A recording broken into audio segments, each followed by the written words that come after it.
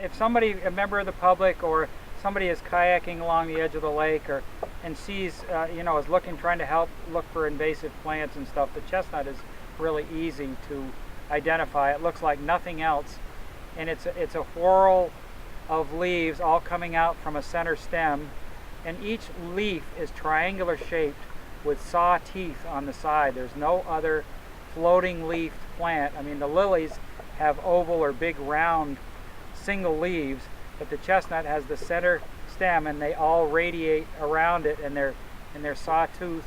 And if they look at each of the stems of the leaves, they'll see that they have the floating bladder. It's a fatter section that's hollow like a sponge that is filled with air that floats the plant to the surface.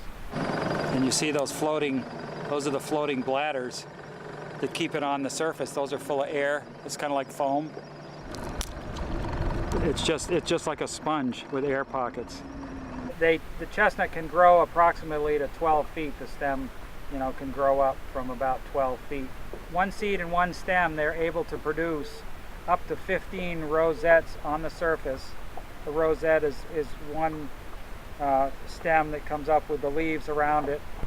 I mean, basically on Lake Champlain, the majority of the chestnut is found in what they call the South Lake, which is from Crown Point Bridge south to Whitehall.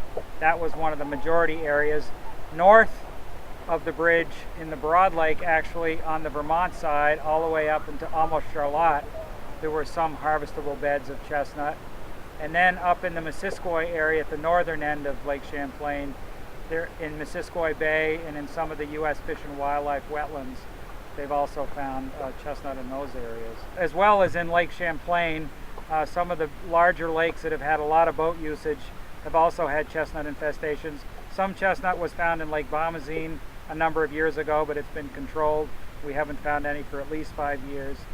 There is chestnut at both ends of Lake St. Catherine, in Lily Pond, and we just discovered it in Little Lake this season, and in the Lemon Fair River, in Richville Pond, and for instance, there's a bunch of small ponds in the Benson area that have gotten infested with chestnut.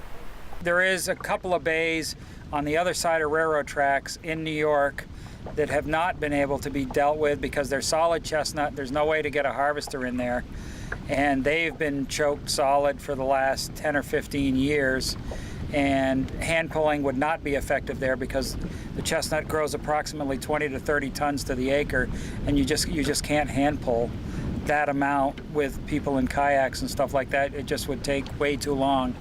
Some people leave them, they find what they think are chestnut and they tell us about them, but then they're never usually sure where they exactly saw it unless they're able to GPS it or something like that.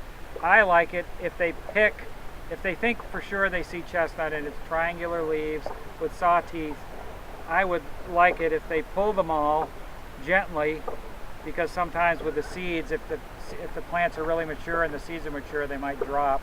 But pull them all, put them in a baggie, and they could call us at the Vermont Department of Environmental Conservation at 802-241-3756 and notify us that they have potentially seen water chestnut plants. I mean, we know where a lot of the plants are around the state, and sometimes people have called us with plants. They found plants in areas we already knew, but you just never know when there's going to be other areas that we have not discovered, and we are not able to get to all the water bodies in the state every year.